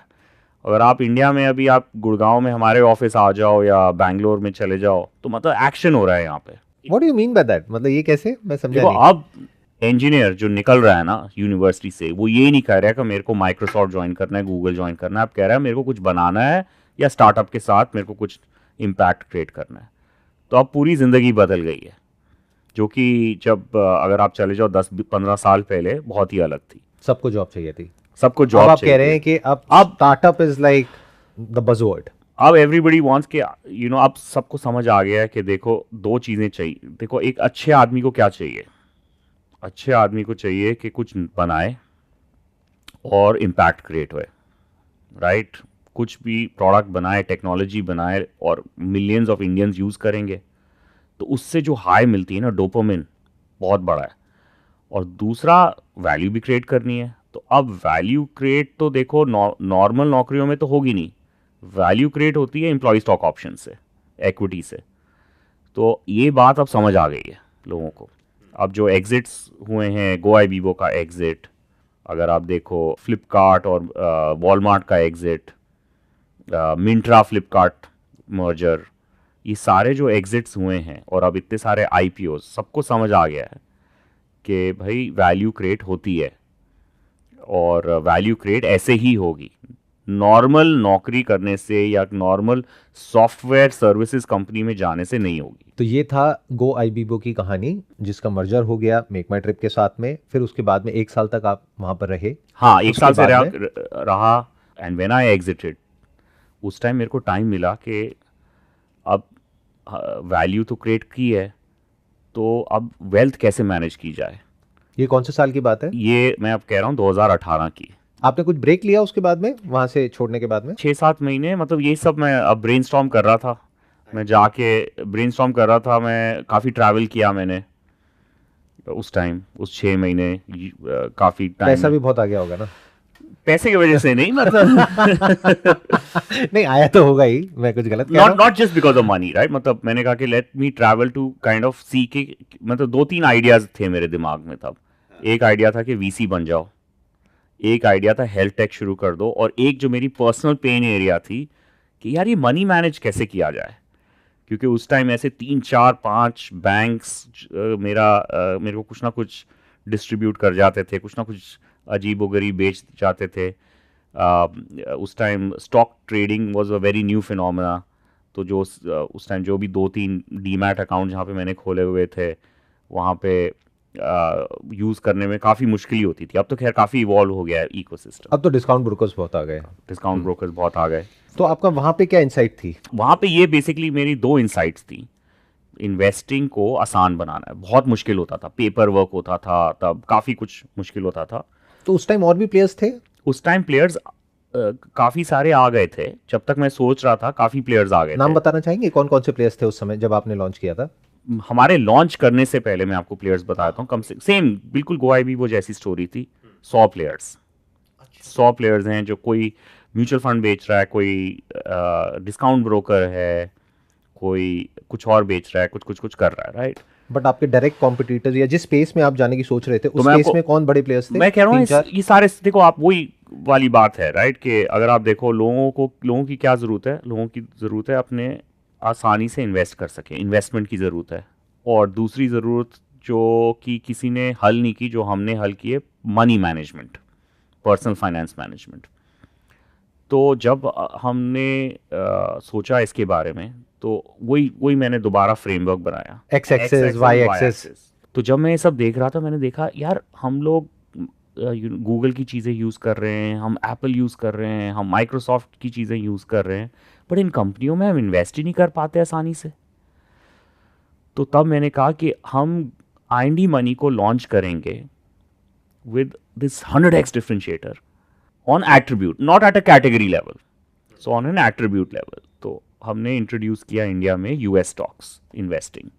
और वो यूएस स्टॉक्स इन्वेस्टिंग खाली ये नहीं था कि यूएस स्टॉक्स में इन्वेस्ट कर सकते हो, कि आप पैसे कैसे अपने रेमिट करोगे, पैसे वापस कैसे आएंगे, फ्रैक्शंस में कर सकते हो। जैसे अगर आप देखो गूगल का अगर शेयर $200 का है, तो आप ₹5 भी डाल सकते हो शेयर पे, तो फ्रैक्शंस में इन्वेस्ट कर सकते हो आप। बट ये कैसे होगा? फ्रैक्शनल ट्रेडिंग को हमने इंट्रोड्यूस किया। तो मतलब अगर आप एक शेयर लो उसका, अगर आप एक पिज्ज़ा लो, पिज्ज़ा को छोटे छोटे भागों में नहीं, काट वो लो। तो मैं समझ गया, बट इसको प्रैक्टिकली कैसे इंप्लीमेंट किया? क्योंकि गूगल का आपको तो एक ही शेयर लेना पड़ेगा ना, मतलब आप वो शेयर लेंगे फिर आगे आप आगे फ्रैक्शंस में देंगे? हाँ, आगे हम फ्रैक्शंस में दे रहे हैं, राइट। और वो नहीं, बट वो फ्रैक्शन भी उस आदमी, उस इन्वेस्टर के नाम पे है, राइट। तो फ्रैक्शनल इन्वेस्टिंग, रेमिटेंस, ये सबको किया। ये उस टाइम पे कोई नहीं कर रहा था? कोई ठीक तरह से नहीं कर रहा था, ट्राई तो सब कर रहे थे। Nobody had done it properly, nobody had done it in a manner which is seamless. आपने बोला कि मेरे को अपने यूएस स्टॉक्स के वॉलेट में 10,000 रुपये डालने हैं। वो 10,000 रुपये कैसे डालने हैं, वो पूरा सिस्टम हमने बिठाया, क्योंकि रेगुलेटेड भी है पूरा। That's what I was about to say, क्योंकि इसमें रेगुलेशन बहुत ज़्यादा है। करेक्ट। तो आपने प्रैक्टिकली किया कैसे? क्योंकि अगर किसी इन्वेस्टर को अपना पैसा इन्वेस्ट करना है यूएस मार्केट में, राइट। तो क्या वो इंडियन डीमैट के थ्रू होगा? कैसे होगा? मतलब हाउ हाँ, डज इट तो वर्क? इसका पूरा फ्रेमवर्क क्या है? हाँ, तो इसका फ्रेमवर्क हमने ऐसे बिठाया कि there is something called LRS, liberalise remittance scheme. उसकी पाइपलाइंस हैं। तो जो आप कहते हो कि मेरे को 10,000 रुपये डालने हैं अपने इन्वेस्टमेंट वॉलेट में, ये इंडियन डीमैट्स पे नहीं होता बाय द वे, ठीक है। तुम आपको 10,000 रुपये डालने हैं, तो आप 10,000 रुपये अपने ट्रांसफ़र करोगे through LRS pipelines through your bank account. तो हमने बैंक्स के साथ इंटीग्रेशंस की, इंडिया के जो बैंक्स के साथ। अगर आपको वैसे जैसे अगर पैसे भेजने होते तो बहुत ही क्लंकी वर्कफ्लो है, तो हमने That's what I'm saying, पूरा वर्कफ्लो ऐप पे। क्योंकि हम जो रॉयल्टी पेमेंट्स करते हैं बाहर, हमारे बहुत सारे फोटोग्राफर्स हैं, कंट्रीब्यूटर्स हैं, Correct, तो तो देयर इज अ आप- वेरी लेंथी हाँ, तो प्रोसेस, वो हम- इतने सारे डॉक्यूमेंट साइन करने पड़ते तो हैं। सारा डिजिटाइज कर दिया हमने। तो उसके लिए आपने बैंक से भी सपोर्ट लिया उस Correct, लेवल का? correct। तो बैंक्स के भी सॉफ्टवेयर में चेंजेस करवाने पड़े होंगे? बैंक्स के लिए हमने सॉफ्टवेयर बनाया और डिप्लॉय किया। मतलब काफी, वही मैं आपको कह रहा हूँ ना, सामने से सब आसान लगता है, तो पीछे काफी कुछ हो रहा मैं है। वही समझना चाह रहा हूँ, बिकॉज तो ये जितना सुनने में आसान लग रहा है उतना है नहीं, ये मैं समझ पा रहा हाँ, हूँ तो कि वही तो क्या कह रहा हूँ, है। पीछे आप स्ट्रक्चरल प्रॉब्लम सॉल्व कर रहे हो, राइट, बेसिकली। तो I want to understand that entire structure. आप मेरे को एक बार पूरा बताइए, आपने एग्जैक्टली क्या किया? नंबर वन, आपने बैंक्स को कन्विंस किया ये करने के लिए, और बैंक ने कहा होगा हम क्यों पैसा लगाएं भाई, अभी तो इसमें नहीं, पता हमने नहीं बोला volume हम होगा लगा नहीं देंगे होगा। सब कुछ। आपने कहा हम लगाएंगे, हम सॉफ्टवेयर बनाएंगे हम आपके सब कुछ लिए। बना देंगे। तो हमने बोला इससे क्या है, हमने बोला बैंक्स के कि देखो आपके पास इतना हाई क्वालिटी कस्टमर नहीं आने वाला था, इंट्रोड्यूस हो जाएगा। उनको हमने बिजनेस मॉडल दिखाया, बिजनेस प्लान्स दिखाया। तो वो पूरा जो सिस्टम है वो 4x का system, documentation system, KYC system, सारा सिस्टम हमने बनाया, डिप्लॉय किया बैंक्स में, और उसको इंटीग्रेट किया अपनी ऐप से, करेक्ट। और फिर जैसे ताकि एक कस्टमर के लिए बहुत आसान हो जाए और सारा पेपर वर्क हट जाए, तो वो हुआ। और दूसरी साइड हमने जो भी जो एक्सचेंजेस हैं और जो स्टॉक एक्सचेंजेस हैं उनके साथ इंटीग्रेट किया, उनसे परमिशंस ली। हाँ, मतलब वो सारा तो जो भी प्रोसेस वो था रेगुलेशंस के अकॉर्डिंग ही था, तो उसके लिए कोई स्पेशल परमिशन की कोई जरूरत नहीं स्पेशल पड़ी। परमिशन नहीं, मतलब। और उसके बाद हमने कस्टोडियन ब्रोकर्स के साथ टाई अप किया यूएस में, और उसके बाद हमने इसको लॉन्च किया। लॉन्च करने के कुछ महीने तक थोड़ा उसको पायलट किया और पूरे सिस्टम को बहुत अच्छी तरह से बनाया। तो ये इंफ्रास्ट्रक्चर बनाने में आपको, ये जो पूरा आईटी इंफ्रास्ट्रक्चर है, इसको बनाने में कितना टाइम लगा? 8 महीने। तो 6 महीने सोचने में, ब्रेनस्टॉर्मिंग में, और 8 महीने इसको बनाने नहीं में। तो देखो, ओके, इसमें ये नहीं है कि आप 8 महीने बना रहे हो तो कुछ कर नहीं रहे हो, तो आप कुछ क्लंकी ऑफलाइनिश वे से कुछ कर रहे हो ताकि आप लर्न कर रहे हो उस 8 महीने में भी। जो हम काफ़ी बार ये गलती करते हैं, बोलते हैं एक प्रोजेक्ट है 9 महीने लगेंगे तो हम 12वें महीने पे कुछ लॉन्च करेंगे, तो वो मेरे को बहुत ही बुरा लगता है क्योंकि आप कुछ सीख नहीं रहे हो उस 12 महीने में। हाँ, क्योंकि कुछ तो टेस्ट करें ना, कुछ तो फीडबैक मिलेगा, तो कुछ टेस्टिंग करेगा। तो हाँ। हम 2-3 महीने में शुरू कर दिया था, राइट, ताकि ये जो किस चीज़ का? इसी का। ताकि ये जो हमने एक्सचेंजेस और कस्टडी ब्रोकर्स वगैरह सब टाई अप कर दिया था। बस इसमें ये था कि लोगों को पैसा भेजना था तो पेपर वर्क था, तो वो फेज़ 1 था। फेज़ 2 में फिर वो पेपर वर्क हटाया, फेज़ 3 में और डिजिटाइज किया, फेज़ 4 में और ऑटोमेट किया, तो 9 महीने में पूरा इसको रॉकेट बनाया। और ये आपने इन हाउस डेवलप किया या आउटसोर्स किया? नहीं, हमारी टेक्नोलॉजी टीम हमारी इन हाउस है, हम कुछ आउटसोर्स नहीं करते। How big was your tech team for building this at that time? उस टाइम अबाउट 15 से 20 लोग थे। उन्होंने पूरा इसको डेवलप किया। हाँ, मान के मतलब चलते हैं जो पूरा फाइनल प्रोडक्ट है वो पूरा 8 महीने में डेवलप किया डेवलप हो हम गया। लोग। लाइक रोज हम लोग 2 घंटे के लिए बैठते थे इस प्रोजेक्ट पे, हम सब साथ, और रोज डेवलप करते थे कि क्या हो रहा है। मतलब it was a daily drill, रोज, एवरी डे। उस वक्त आपने अपना पैसा इन्वेस्ट किया इसमें, या तब भी आपने फंडिंग रेज करी? मैंने अपना पैसा भी डाला, पहले डे 0 पे तो अपना ही पैसा डाला मैंने, जब मैं ब्रेनस्टॉर्म कर रहा हूँ, शुरू की टीम हायर कर रहा हूँ। बट इन्वेस्टर्स जल्दी से जुड़ गए, मे बी दे बिलीव कि जो अगला बनाएगा कुछ अच्छा बनाएगा। एक ट्रैक रिकॉर्ड भी होता है ना, शायद ट्रैक रिकॉर्ड की वजह से। उसके बाद क्या रहा? इसके अप्स एंड डाउन्स कैसे रहे? तो मतलब इसमें कुछ चैलेंजेस आए होंगे लॉन्च करने के बाद। हाँ, तो इसका मैं फ्रेमवर्क बता रहा था ना आपको, तो वही फ्रेमवर्क में अगर आप देखो, हमने बोला यूएस स्टॉक्स को हम बिल्कुल फोकस करेंगे, एंड ये एक 50x डिफरेंशिएटर है from any other investment app. उसके बाद ये जब सक्सेस हो गया, जब इस पे 10 लाख इन्वेस्टर्स जुड़ गए। कितना टाइम लगा? इसको लगा 2 साल, मतलब 2 साल में 10 लाख इन्वेस्टर्स पे आप पहुंच गए। 2-2.5 साल में हम पहुंच गए, ठीक है। तब हमने इंट्रोड्यूस किया एक तो म्यूचुअल फंड्स, और म्यूचुअल फंड जो हमने इंट्रोड्यूस किया वो हमने कहा कि हम म्यूचुअल फंड्स में 0 ब्रोकरेज रखेंगे, कमीशन फ्री रखेंगे। बट वो तो सभी करते हैं। अब कर रहे हैं, मैं कह रहा हूँ तब की बात, राइट। तो हमने तब और लोग नहीं कर रहे थे म्यूचुअल फंड्स इंट्रोड्यूस किया, और इनफैक्ट म्यूचुअल फंड्स भी हमने ऐसे इंट्रोड्यूस किया, हमने कहा कि अगर आपको अपना, तो हमारा म्यूचुअल फंड्स, आप अगर हमारी ऐप पे जाओ और आपने अगर 5 साल पहले म्यूचुअल फंड्स खरीदे थे और जिस पे कमीशन दे रहे हो, तो 2 बटन में आप अपना mutual fund direct plan commission free बना सकते हो, और वो आप पे शिफ्ट हो जाएगा, आपकी ऐप पे। म्यूचुअल फंड एक ओपन आर्किटेक्चर है, राइट। वैसे हमारी ऐप पे ही है वो, राइट। तो लेकिन अगर आपने जैसे 4 साल पहले म्यूचुअल फंड खरीदा है कहीं से, किसी ऑफलाइन डिस्ट्रीब्यूटर से, और उस पर आप कमीशन दिए जा रहे हो, हर साल उस पर 1%, 2%, आधा % दिए जा रहे हो, तो वो आप हमारी ऐप पे कमीशन फ्री बना सकते हो। तो वो भी एक बहुत ही हिट फीचर रहा IND मनी पे। तो अगेन, मैं अगर उस एट्रीब्यूट पे जाऊँ, अगर हम म्यूचुअल फंड भी इंट्रोड्यूस कर रहे हैं, उसमें कस्टमर की वैल्यू क्या है, तो हमने क्या गिव अप किया, हमने कमीशन वाले म्यूचुअल फंड्स बोले गिव अप कर दिए, और हमने बोला स्विचिंग ऑफ म्यूचुअल फंड्स को हम 20x 50x वैल्यू देंगे, जो कि कोई ऐप नहीं दे पाती। तो मेरा यहाँ पे क्वेश्चन है कि ये जो सर्विस है ये फ्री में दे दी, जो एक्चुअल में आपके लिए फ्री नहीं है, क्योंकि पीछे बैकएंड में उसके लिए आपको तो काम करना ही पड़ रहा है ना। हाँ। तो was that N acquisition strategy of customer, ताकि आपकी कैक कम हो जाए? इस स्टैंड पॉइंट से आपने ये किया? स्टिकीनेस, तो अगर एक स्टिकीनेस एक्विजिशन, तो एक म्यूचुअल फंड यूजर फिर यूएस स्टॉक्स यूजर बन सकता है। और फिर हमें तो ये पता था, देखो हमारी एक जो इनसाइट ये भी थी कि कस्टमर को फाइनली एक ही जगह पे सब जगह वो इन्वेस्ट कर सके, उसको इधर उधर भागना नहीं चाहिए। तो 6-7 महीने पहले हम उतर गए सबसे कंपेरेटिव फील्ड में, जो कि इंडियन डिस्काउंट ब्रोकरेज। और वहाँ पे जो हमने सबसे ज़्यादा फोकस किया है डिफ्रेंसिएशन, वही मैं अगर एक्स एक्सिस पे आ जाऊँ कि एक आदमी स्टॉक्स पे एसआईपी कैसे चला सकता है। तो आप स्टॉक्स पे इन्वेस्ट तो करते हो, ट्रेड भी करते हो, पर अगर आप देखो एक स्टॉक एक्स, उस पे आप वीकली 1,000 रुपये की एसआईपी चला सकते हो या नहीं, जो कि किसी ने नहीं ऑफर किया था, और हमने उसको इंट्रोड्यूस किया। अब आपने एसआईपी चालू कर दिया, आपका एक्सपीरियंस इतना अच्छा है, फिर आप हमारे को यूज़ कर रहे हो बाकी चीज़ों के लिए। तो इसमें ये हो रहा है, एक तो हमारे इन्वेस्टर्स बाकी कैटेगरीज के शिफ्ट हो रहे हैं इसमें, और नए इन्वेस्टर्स भी जुड़ रहे हैं। तो इसको हमने ऐसे बनाया।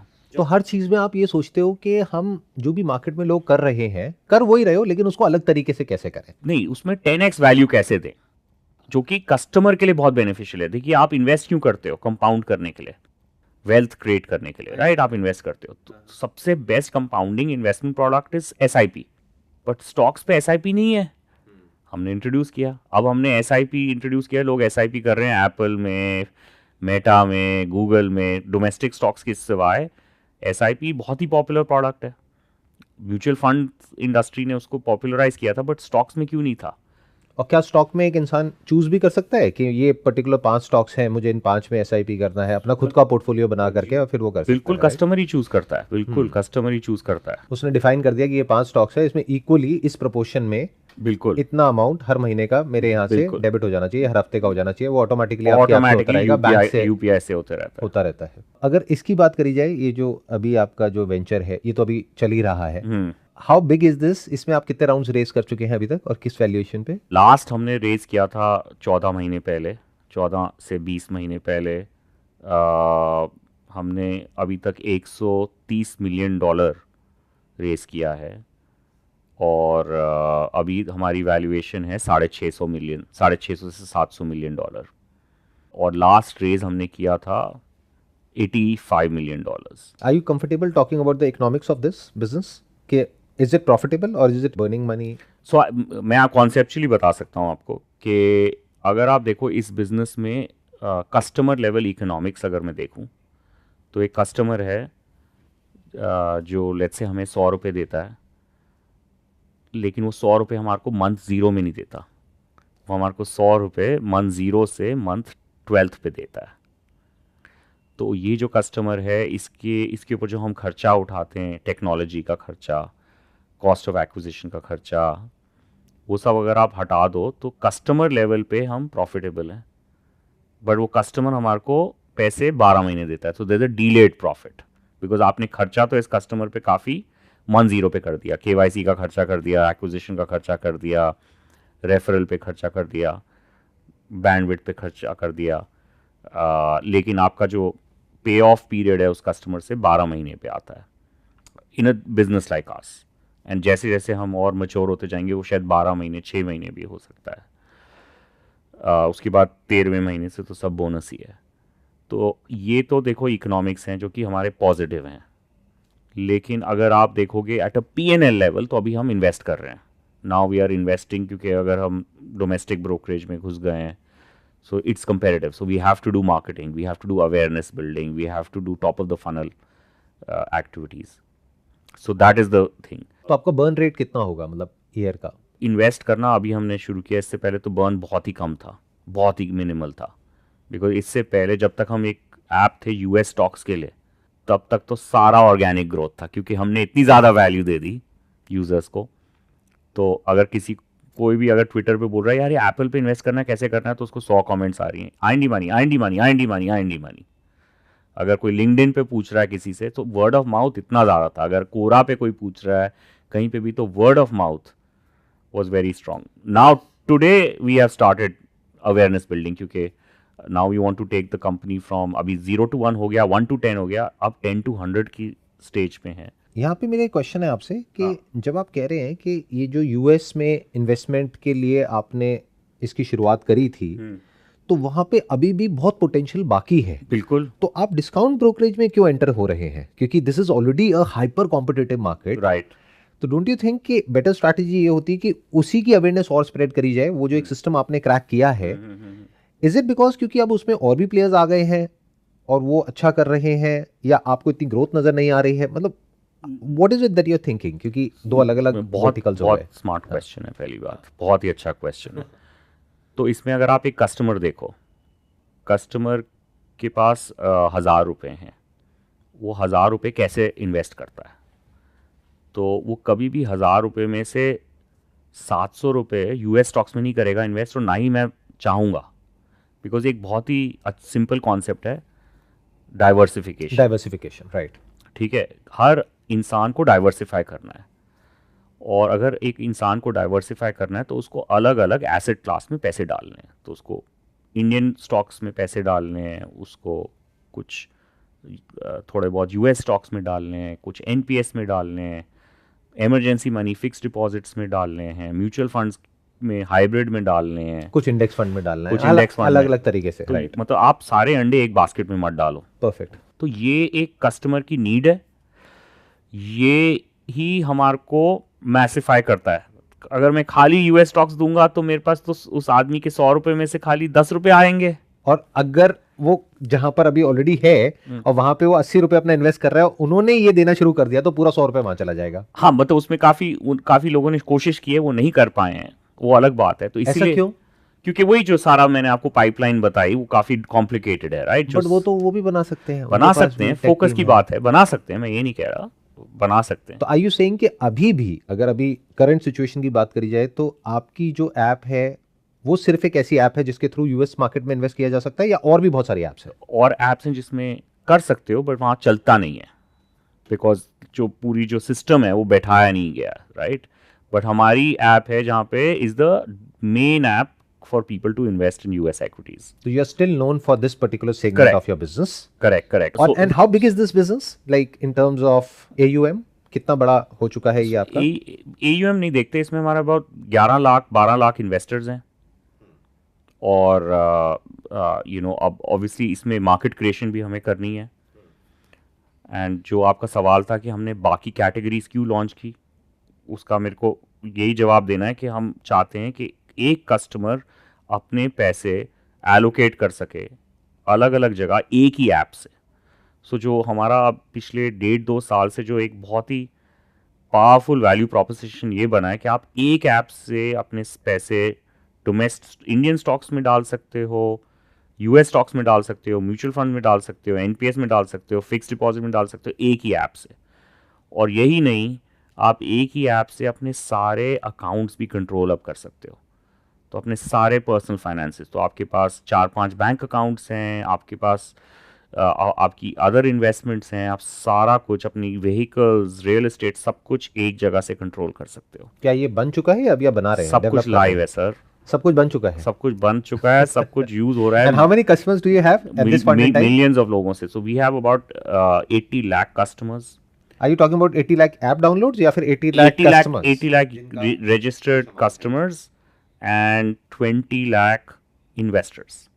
80 lakh registered customers in the sense उन्होंने सिर्फ ऐप डाउनलोड किया है या ऐप रजिस्टर डाउनलोड किया है? नहीं, ऐप डाउनलोड करके अपने पैसे ट्रैक कर रहे हैं, अपने एक्सपेंसेस ट्रैक कर रहे हैं, या केवाईसी किया है, अभी इन्वेस्टर नहीं बने हैं।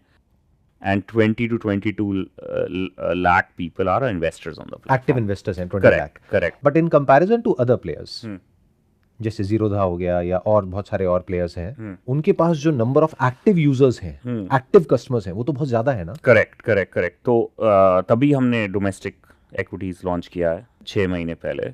अब इसकी आपकी क्या स्ट्रैटेजी होगी, मार्केटिंग स्ट्रैटेजी क्या होगी? I am just curious to know. हाँ, तो इसकी जो मैंने आपको बताया ना कि क्योंकि it's going to be a difficult market to crack. Correct. क्योंकि अगर मैं अपनी बात करूं, जैसे for example, although I am not, but अगर मैं एक पर्टिकुलर प्लेटफॉर्म पर हूं, मैं जल्दी से स्विच नहीं करने वाला, क्योंकि मेरा वहां पर एक पर्टिकुलर लेवल ऑफ एक्सपीरियंस है, और अगर वो अच्छा है और सब कुछ ठीक चल रहा है, तो why would I switch on to your app? So दो तीन रीजंस हैं जिसकी वजह से काफ़ी लोग, अब आज की डेट में अगर मैं मंथ ऑन मंथ देखूं, so we are one of the fastest growing discount broker. In terms of percentage, in terms of numbers? In terms of percentage, not absolute numbers, in terms of percentage growth, right? वो तो देखो, then it's a ripple effect ना। I understand. That's what I'm saying, क्योंकि उनका base बड़ा है ना। Correct. इसमें वही अगर मैं उसी फ्रेमवर्क पे जाता हूँ और वही फ्रेमवर्क प्ले आउट हो रहा है, एक तो अबिलिटी टू पीपल के एसआईपी कर सकें स्टॉक्स में, फोकस ऑन इन्वेस्टर। अगर आप देखोगे ये काफ़ी सारे सिस्टम्स हैं, ये फोकस करते हैं ट्रेडर पे, derivative trader, F N O trader. हमारा फोकस है इन्वेस्टर, मतलब लोगों को हमारी ऐप पे अपना लॉन्ग टर्म कंपाउंड करना है, ठीक है। यहाँ पे काफ़ी लोग डेरिवेटिव ट्रेडिंग, इंट्राडे ट्रेडिंग करते हैं, वो एक अलग कम्युनिटी बट है। नंबर उनका ज़्यादा है। हाँ, नंबर मतलब ये तो 10-10 साल इन्वेस्टमेंट पुरानी। को समझने वाले लोग तो कम ही है ना। हाँ, नहीं वही तो हमें करना है ना, तभी अवेयरनेस स्प्रेड करनी we have to spread the awareness. So that's the first thing कि how do we make investing easy. So SIP एक बहुत बढ़िया प्रोडक्ट है जो कि मेक्स इट वेरी ईजी। आप और एसआईपी ये अभी सिर्फ आप कर रहे हैं। हम कर रहे हैं इसको ठीक तरह से, वही पाइपलाइंस हमने बिछाई हैं इसके लिए, ठीक है। सबसे पहली चीज़। दूसरी चीज़ ये है कि इस इंडस्ट्री में भी सेम टाइप की बड़ी प्रॉब्लम्स हैं। तो जैसे अभी हमने लास्ट वीक लॉन्च किया इंस्टेंट विड्रॉल। तो अगर आप इन सारे सिस्टम्स में देखो, जब आप अपना स्टॉक बेचते हो, T+1 T+2 ऐसे होता है। T+1 T+2, हमने इंस्टेंट कुछ ही सेकंड में, अगर मैं आपको अभी ऐप भी खोल के दिखाऊं, सेकंड में मेरा पैसा मेरे बैंक में आ जाएगा। ये और ऐप्स नहीं कर रहे हैं, और जो डिस्काउंट ब्रोकर्स हैं वो लोग नहीं कर रहे हैं। नहीं कर रहे हैं, करेंगे आगे जाके, बट मैं कह रहा हूं कि बट अभी आप कर रहे हैं। अभी हम कर रहे हैं। तो आप ये कहना चाह रहे हैं कि मतलब अगर मैं आपकी ऐप पर हूं तो मैं इंस्टेंटली अपना पैसा, जैसे ही मैंने स्टॉक बेचा, instantly, what do you mean by instant? मतलब आपने बटन दबाया, विद इन सेकेंड्स वो मेरे अकाउंट में पैसा होगा। बिल्कुल। ऐसे बहुत सारी चीजें हम कर रहे हैं जो कि कोई नहीं कर रहा। जैसे आपका जैसे स्टॉक है, नीचे गया, क्यों गया, आपको रियल टाइम एक्शन समझ आता है। क्या रियल टाइम का एक्शन समझ आता है? क्यों जैसे गया? कि आपने मतलब वॉल्यूम डिप हो गया, स्टॉक का नाम नहीं ले सकता, पर जैसे स्टॉक एक्स है, स्टॉक एक्स गिर गया 3%, तो आपको अलर्ट आ जाता है क्यों गिरा। बट क्यों का तो कोई रीजन ही नहीं है ना। नहीं, क्यों का रीजन होता है कि कोई न्यूज आई या कुछ हुआ, कई बार होता है, कई बार नहीं भी होता। नहीं, हमेशा कोई ना कोई रीजन होता है। अगर इतनी फ्लक्चुएशन हो रही है, कोई ना कोई रीजन होता है। एक ये बड़े इन्वेस्टर ने सेल ऑफ आ गया या कुछ आ गया, कुछ भी आ गया, तो आपको इन्फॉर्मेशन आता है, या आपको रियल टाइम अलर्ट्स आते हैं आपकी होल्डिंग्स के बारे में। पोर्टफोलियो स्कैन आपका चल रहा होता है कि आपका कौन सा स्टॉक कैसे परफॉर्म कर रहा है अगेंस्ट बेंचमार्क। सो ये सारे स्कैन्स वगैरह जो हैं, बहुत बड़ा डिफ्रेंसिएशन है। अगर आप ऐप के साथ खेलो तो आपको, अभी तो मैं जो वर्ड्स में बोल रहा हूँ उससे 10x आपको और समझ आएगा कि बट ये तो और लोग भी कर रहे हैं ना। नहीं, कोई नहीं कर रहा इसको। Then the last differentiation is के हमारी ऐप पे आप अपना पूरा, अपने अकाउंट के अंडर और अपनी फैमिली के अकाउंट्स के अंडर सारा नेटवर्थ ट्रैक कर सकते हो। मतलब अलग अलग डीमैट अकाउंट या अलग अलग अकाउंट्स आप, मतलब पूरा एक फैमिली का पूरा एक कलेक्टिव पोर्टफोलियो हो गया, आप एक जगह पे देख सकते हो। आई एम नॉट श्योर कि और लोग कर रहे हैं नहीं कर रहे, because I am not very well versed with that. See the net worth tracking itself is a very very big differentiator for us. मैंने हाइड किए हुए हैं नंबर्स, बट ये जो नेटवर्थ ट्रैकिंग है, ये जो है कि आपका करंट क्या है और फ्यूचर क्या है across investment products. Future in the sense आप प्रोजेक्ट भी करते हैं। करेक्ट। अगर ऐसा हुआ तो ये होगा। Correct is a huge differentiator. तो होता है कि जब वो आदमी देखता है कि यार मेरे को ये सारा कंबाइंड व्यू यहाँ मिल रहा है जो कि मेरे को कहीं पे नहीं मिल रहा, तो वो अट्रैक्ट होता है। तो सबसे पहले तो वो स्विच नहीं करता पूरी तरह से, हमारे यहाँ आता है, यूज़ करना शुरू करता है, एक्सपीरियंस करता है, फिर आस्ते आस्ते वॉलेट शेयर शिफ्ट होते रहता है। तो यही हमने देखा है पिछले 6 से 8 महीने जब से हमने डोमेस्टिक ब्रोकरेज लॉन्च किया है। दूसरा यूज़र है जो यूएस स्टॉक्स के लिए आता है, कहता है मैं यूएस स्टॉक्स यहीं से कर रहा हूँ, म्यूचुअल फंड्स अब यहीं से कर रहा हूँ, तो डोमेस्टिक स्टॉक्स भी यहीं से कर लेता हूँ। तो ये 2 कोहोर्ट्स हैं। बट अभी भी ये जो डिफ़िकल्टी है वो जिसके बारे में अभी मैंने बात करी, वो अभी तक पूरी तरह से सॉल्व नहीं हुई है कि why a person would switch from an existing discount brokerage app to your app. ये एक बहुत बड़ा क्वेश्चन मार्क है, please don't mind it. No very good question. अपने स्टैंड पॉइंट से आपको बोल रहा हूँ कि अगर अभी आपने जो ये 3 पॉइंट्स बताए, ये तीनों पॉइंट्स अच्छे हैं, but these are just features for me कि हाँ एडिशनल फीचर्स मिल रहे हैं, बट कोई बहुत बड़ी वैल्यू नहीं मिल रही है from my stand point. I may be wrong, but मेरे स्टैंड पॉइंट से तो don't you think we need to brainstorm more upon कि हम ऐसा क्या डिफरेंशिएशन लेकर के आए कि क्लियर कट एक वैल्यू मिले एक इन्वेस्टर को और वो इमीडिएटली स्विच कर जाए और ऐप से आपके ऐप पे। तो उसके लिए आप हमारी रिव्यूज़ पढ़ लो गूगल प्ले पे और iOS पे, तो आपको समझ आ जाएगा. But without hard selling I am saying कि एक आदमी को स्विच करने की ज़रूरत नहीं है. एक आदमी को हमारी ऐप पे स्विच करने की ज़रूरत नहीं है, बिकॉज आज की डेट में इंडिया में वैसे भी एक आदमी के पास 2.5 डीमैट अकाउंट्स तो हैं ही हैं. तो उसको यूज़ करना शुरू करना है, राइट. वैसे भी हमारी ऐप पे सारे डीमैट्स तो हम एग्रीगेट कर ही देते हैं. तो आपके पास अगर 4 डीमैट्स हैं तो चारों के चारों डीमैट्स तो ट्रैक हो ही जाते हैं. तो हमारी ज़रूरत ये नहीं है कि उसको स्विच करना है. हमारी ज़रूरत है कि अगर उसने कुछ भी नहीं किया हमारी ऐप पे आज तक, तो उसने अपना डीमैट अकाउंट खोलना है और शुरू करना है यूज़ करने के लिए. एक बारी जब वो यूज़ करता है, एक्सपीरियंस करता है, अगर हम उसको बहुत ही पावरफुल एक्सपीरियंस दे रहे हैं तो उसका वॉलेट शेयर शिफ्ट होते रहता है. दूसरा कोहोर्ट है जो हमारे यहाँ पे ऑलरेडी इन्वेस्टर है, जो ऑलरेडी यूएस मार्केट में इन्वेस्ट कर रहा है, यूएस म्यूचुअल फंड्स में कर रहा है. बट अभी जो आपका मेजर चंक है out of these 20 lakh customers, हाँ, इसमें majority of them are for the US market. majority, no, but we are now approaching about a million, because ये सारे unique user बोले ना मैंने 2 million, but we are approaching about close to a million unique users for even Indian equities. जो सिर्फ Indian equity में कर रहे हैं या दोनों नहीं जगह नहीं, कर दोनों रहे हैं? सब जगह अगर मैं उसको करूँ, Okay. right, which is a very quick growth, right, and In 6 months. yeah, so I'm just saying और that आपका जो कॉम्पिटिटर्स हैं उनके कितने यूजर्स हैं, active users? I think the number 1 player is 9 million, number 2 player is 7 million, and I'm just talking domestic. Number 3 player is 5 or 6 million, and then player number 4 onward will be very soon player number 4. Let me put it this way. Very interesting. Will be very soon player number 4. Then we can figure out but player I am number sure 1 you to want to 3. Be player number 1, right? So I don't know whether मेरे को ये player 1 2 3 में करना है. मैं चाहता हूँ कि 100 मिलियन इंडियंस हमारे ऐप से इन्वेस्ट करें, because it's a very powerful product that we have built, not because I have built it, because बहुत सारी लोगों की समस्याएं सॉल्व करता है. Let me ask you a straightforward honest question.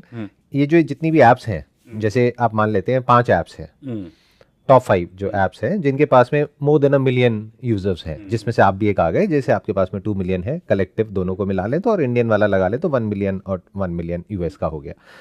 तो ये जितनी भी हैं, इसमें से प्रोडक्ट वाइज यानी कि जो ऐप है उसकी जो फंक्शनैलिटी है, उसमें आप क्या कहेंगे सबसे अच्छा कौन है? तो देखो, ऑब्वियसली आप तो यही कहोगे कि आपका है. मैंने गलत क्वेश्चन पूछ लिया शायद. नहीं देखो, मैं सिंपल देखता हूँ ना. ये जो एप्स हैं ये iOS में है Android पे है. या एंड्रॉयड पे है. आप इन एप्स की रेटिंग्स देख लो. I was about to say that. ये that is more objective rather than going subjective. Correct. तो मैं हाँ. सब्जेक्टिव की बात नहीं करूंगा. मैं आपको अगर हम रेटिंग्स देखें जो आपने देखी ही होंगी और आप ट्रैक कर ही रहे होंगे, तो वो आपका कितना है आउट ऑफ 5? वो कितना है आपका रेटिंग दोनों जगह पे, एंड्रॉइड पे और वहां पे? आप ये देखो 4.7 विद 66,000 रेटिंग्स. ठीक है, ऑन iOS. iOS. अब ठीक है. अब आप बताओ किसका और देखना चाहोगे. बताओ किस नाम बोलो, मैं खोल लेता हूँ. आप उसको बेशक म्यूट कर देना बाद में. नहीं, हम दिखा सकते हैं क्योंकि ये तो पब्लिक डोमेन में है. इसमें क्या दिक्कत है? लाइव दिखा रहा हूँ आपको. बताओ क्या और देखना चाहोगे. इसमें आप मेरे को ये दिखाइए, एंड्रॉइड पे आपका क्या है रेटिंग? एंड्रॉइड पे भी 4.6 है. आप में से किसी के पास एंड्रॉइड फोन है? खोलो. वैसे भी आ जाएगा. आप गूगल Google पे कर सर्च लेता कर सकते हैं, ठीक है. गूगल प्ले स्टोर पे. 4.6. 4.6. तो अगर मैं और प्लेयर्स की बात करूं तो उनकी रेटिंग्स आपसे बेटर है या कम है? सर आप ये देखो ना, we are a top rated investment app in India on both iOS and Android, which means that the app अच्छा, is you are claiming that, right? not only claiming, it is live, right? It's in public domain, जो It's in कोई भी public- जा करके देख सकता है. कोई भी जाकर. बाकियों की जो एप्स है एक बार देख ही लेते हैं, आई थिंक थोड़ा क्लियर हो जाएगा, बिकॉज मैं कोई भी ऐसा क्लेम नहीं अपने यहाँ पे करना चाहूंगा जो कि वेरीफाइड ना हो. एक बार अपने में ये देखो कि बाकियों की रेटिंग्स कितनी है. अब हम देखते हैं ये वो तो जब आपकी खोलेंगे तो बाकियों की Angel अपने आप ही आ Broking. जाएगी. हाँ, ठीक है. 4.4. ठीक है. 4.4. फिर उसके बाद आप देखते हैं Zerodha, Kite 3.8. ठीक है, आपके सामने है. फिर और देखते हैं ये आईएनडी मनी, ग्रो भी देखते हैं 4.2. 4.2. और बताओ क्या देखना है. और ऐसा नहीं है कि रेटिंग्स 43,000, हमारी 66,000 रेटिंग्स हैं iOS पे. ये हमने बात करी iOS की, और एंड्रॉइड पे क्या एंड्रॉइड है? पे भी देखते हैं. ये एंड्रॉइड है ना? हाँ, एक बार आप देखिए. ये देखो 4.6, ठीक है, 3 लाख रिव्यूज, राइट। परफेक्ट। अब बताओ कौन सी देखोगे आप? बाकी उनकी 4 प्लेयर्स की देखते हैं ना। ये देखो ज़ेरोदा, क्या बोलते, काइट। 3.7, ओके। फिर बताओ, ग्रो ये देख लेते हैं। 4.4। और आपकी थी बताओ। 4.6 एंड्रॉइड पे। 4.6, 4.6, 4.7। हाँ, और बताओ कौन सा देखोगे? Angel, Angel. Angel, Angel 1, 4.4, right. तो your app is in terms of ratings, जिसको ऑब्जेक्टिवली मेजर किया जा सकता है राइट। कि आपकी जो रेटिंग्स है वो औरों से बेटर है, जो भी और लीडिंग प्लेयर्स हैं, right. So it's very simple that the product is loved. मैंने आपको बताया था ना, product is loved and we just need to now focus on more awareness building, scaling, etc. etc. So is it okay if we brainstorm हाँ हाँ, and think बिल्कुल about ideas कि हम इसको बिल्कुल कैसे बिल्कुल बिल्कुल कुछ अलग कर सकते हैं? बिल्कुल बिल्कुल। बिल्कुल ऐसे सोच करके कि कोई कैमराज नहीं लगे हुए हैं और we can talk about ideas, जिससे कि हम कुछ डिस्ट्रप्टिव कर पाए मार्केट में। एक मेरे माइंड में एक थॉट चलता है हमेशा, आप बताना आपके क्या थॉट्स हैं इसके बारे में। एक चीज इसमें ये है that regulatorily there are lot of restrictions that we can take care of. हम ऐसी कोई भी बात नहीं करेंगे जो किसी भी रेगुलेशन को किसी भी तरीके से वो करे। These are just ideas, let's put a disclaimer in that these are just ideas, we are not implementing it, we are not talking about some numbers, but these are just ideas कि हम ऐसा कर सकते हैं। नहीं, वो बात का स्टेप आ गया, वो लीगल टीम और वो सब देखेगी। तो एक आइडिया मेरे माइंड में हमेशा से चलता रहा है कि जो ये डिस्काउंट ब्रोकरेज एप्स हैं, यहाँ पे क्या होता है कि जैसे पहले के ज़माने में बहुत ज़्यादा पे करना होता था, उसके बाद में एक नया कॉन्सेप्ट आया डिस्काउंट ब्रोकरेज का, जहाँ पे बहुत छोटा सा अमाउंट पे करना होता है, बट दोनों तरफ पे करना होता है, सेल पे भी बाय पे भी, चाहे प्रॉफिट हो चाहे लॉस हो। व्हाट इफ अगर हम ऐसा कर दें कि अगर आपको लॉस होगा तो आपको कुछ भी पे नहीं करना है, बट अगर आपको प्रॉफिट होगा तब आपको पे करना है उतना ही जितना कि आप और जगह कर रहे हो। क्या हम ऐसा कर सकते हैं? नहीं कर सकते। रेगुलेटरली कर सकते हो आप, बिकॉज प्राइसिंग की डिसीजन हमारी है। बट जो हमें समझ आया है, क्योंकि हमारे साथ साथ ये पिछले 1 साल में 5 और लोगों ने ट्राई किया है ये लॉन्च करने के लिए। यही चीज जिसके बारे में अभी नहीं, बात ये कर रहे चीज़ हैं। नहीं, डिस्काउंट ब्रोकरेज। और जो हमारे को ये जो समझ आया है, जो एक इन्वेस्टर को सबसे पहले क्या चाहिए, उसको चाहिए कि वो एक जगह पे अपने पैसे सारे मैनेज कर सके और कंट्रोल कर सके अपने अकाउंट के अंडर, अपनी वाइफ या सिस्टर की। बिकॉज इंडिया में अगर आप देखोगे, एक हेड ऑफ द फैमिली है जो सबकी इन्वेस्टमेंट्स देख रहा है। तो ये एक सबसे ज़्यादा ज़रूरत है, एक जगह से वो अपने पैसे अलग अलग इंस्ट्रूमेंट्स में इन्वेस्ट कर सके। एक तो ये बहुत ज़रूरत है। दूसरी उसकी ज़रूरत है कि उसकी इन्वेस्टमेंट्स रिलायबली इन्वेस्ट हो जाए। तो जैसे जिस दिन बजट के दिन सारी इन्वेस्टमेंट ऐप्स डाउन थी, हमारी अप थी, क्योंकि हमने बहुत ही रिलायबल टेक्नोलॉजी सिस्टम बैठाया हुआ है। सो वो चाहता है कि बिल्कुल जब मैं खरीद रहा हूँ वो प्राइस मेरे को ठीक मिले, मेरे को फुलफिलमेंट ठीक मिले, जब मैं बेच रहा हूँ तो ठीक मिले, डाउन टाइम ना हो या डाउन कम से टाइम कम ना हो। हो, पैसे विड्रॉ कर रहा हूँ तो इमीडिएटली हो जाएं। तो ये सारे सिस्टम्स चलने चाहिए। तो ये एक बहुत ज़रूरत है। और ये इसको बैठाने के लिए, जैसे हमने यूएस स्टॉक्स में अपने इतनी चीज़ें बनाई हैं, इतनी रेल रोड्स बनाई हैं, वैसे ही यहाँ पे हमने काफ़ी रेल रोड्स बनाई हैं और बना रहे हैं, ताकि एंड में या कुछ ही महीने में लोगों को समझ आ जाए कि अगर आपको सबसे तेज़, सबसे रिलायबल ऐप चाहिए तो वो है IND मनी। इसमें हमने देखा है, अनलाइक GoIB को प्राइस सेंसिटिविटी कम है। तो अगर हमने बीच में ट्राई भी किया है कि अच्छा 2 महीने के लिए आपको फ्री दे रहे हैं हम, तो उससे कुछ पत्ता नहीं हिलता ज़्यादा। तो unlike food tech, travel tech, जहाँ पे 100 रुपये की भी प्राइस डिफरेंस में काफ़ी फ़र्क आता है, इसमें प्राइस डिफ्रेंसिएशन पे सेंसिटिविटी एक कस्टमर की बहुत कम है। आई एम नॉट श्योर कि ये बात कितनी सही है कितनी नहीं है, मतलब you are in this business तो यू नो इट बेटर कि क्या काम करता है क्या नहीं करता है। हम लोग भी सीख रहे हैं, हम लोग भी एक्सपेरिमेंट करते हाँ, रहते हैं। But I am purely from marketing stand point, I am just looking at a customer and thinking कि उसके दिमाग में चल क्या रहा है। जैसे अभी ये जो बजट आया था उसमें टैक्सेशन को लेकर के बहुत ज़्यादा बिल्कुल अलग अलग लोगों के ओपिनियंस थे और वो था, तो nobody likes tax, nobody likes penalty और any kind of charges। किसी को भी अच्छा नहीं लगता उनकी जेब से पैसा जाए, स्पेशली तब जब वो ऑलरेडी लॉस में है, राइट, या ऑलरेडी उनके लिए प्रॉब्लम हो रहा है। राइट। तो all I am thinking is because marketing is basically a story, nothing else. So I'm talking about a story. What if I am handling the marketing department of your company and I'm coming out with this idea? So counter me if it is wrong, या फिर आप कहते हो कि नहीं ये बेकार है आइडिया. तो आइडिया मेरा ये है, बड़ा सिंपल है. स्टोरी ये है कि आप अगर ये ऐप डाउनलोड करते हो, अगर तो आपको प्रॉफिट होगा तो आपका जो ब्रोकरेज है वो कटेगा, तब हम आपसे पैसा लेंगे, क्योंकि आप प्रॉफिट कमा रहे हो. तो उसमें से हम थोड़ा सा पैसा ले रहे हैं, वो भी उतना ही है जितना कि और लोग ले रहे हैं, या उससे भी थोड़ा सा कम ले रहे हैं, फ्री नहीं कर रहे. बट अगर आपको लॉस हुआ, आपने बेचा और लॉस हुआ, ये तो हम ट्रैक कर ही लेंगे, हमारा एल्गो ट्रैक कर लेगा. लॉस हुआ तो आपको एक भी रुपए नहीं देना है, या अगर आपने दिया भी तो वो रिफंड हो जाएगा, और वो भी इंस्टेंट हो जाएगा, because this is still better preposition. बजाय कि पैसा ना लेने के, पैसा तो कटा पूरे सिस्टम से जैसे अभी चल रहा है, बट हमने सिर्फ इतना कर दिया कि अगर आपको लॉस हुआ तो हमने आपका पैसा रिफंड कर दिया. Can you imagine what is going to go in the mind of that customer? So इसका मेरा आंसर सिंपल है. अगर जब जैसे ये डिबेट अगर मेरी कंपनी के अंदर हो रही है, यही मान के चलते हैं कंपनी के अंदर ही हो रही है, क्योंकि बाकी चीजें तो आपने डेवलप कर ली ना सर. तो मैं चाहूंगा कि इसको कर दो. तो क्या ये जो अभी हम डिस्कशन कर रहे हैं आप करोगे? हाँ, कर देंगे. क्या आप कमिट कर रहे हो? हाँ. तो this may be the turning point of your app. हम सारों को नहीं करेंगे, इसको पहले हम एक्सपेरिमेंट करेंगे, और इसको हम एक कोहोर्ट के साथ एक्सपेरिमेंट करेंगे. बट इंडियन स्टॉक्स पे तो कर ही सकते हाँ, हैं. इंडियन स्टॉक्स पे, कोहोर्ट पे, सबके लिए नहीं करेंगे. जैसे कि अगर हमारे यहाँ पे जैसे 4 लोग हैं, 2 लोगों को दिखेगा 0 और 2 को नहीं दिखेगा, और देखेंगे फिर क्या बिहेवियर होता है. नहीं, आई एम नॉट सेइंग 0, क्योंकि 0 में भी गड़बड़ हो जाएगी. 0 मींस सेल पे 0. आप कह रहे हो सेल पे अगर लॉस हुआ तो कुछ कोई ब्रोकरेज नहीं है. नहीं, मैं कुछ और कह रहा हूँ, मैं उसका भी एक स्टेप और आगे निकल गया हूँ. हाँ. Because I am playing with the psychology. I am तो बेसिकली, आई लव साइकोलॉजी. अगर लॉस हो रहा है, मैं ये कह रहा हूँ कि अगर लॉस हो रहा है तो आपके अकाउंट में पैसा आ रहा है. एक तरफ से लॉस हुआ, जितना आपका पैसा गया उससे कोई फर्क नहीं पड़ता है. बट जब भी आपको लॉस हो रहा है तो आपके अकाउंट में पैसा आ रहा है. नहीं, वो रेगुलेटर अलाउ नहीं करेगा.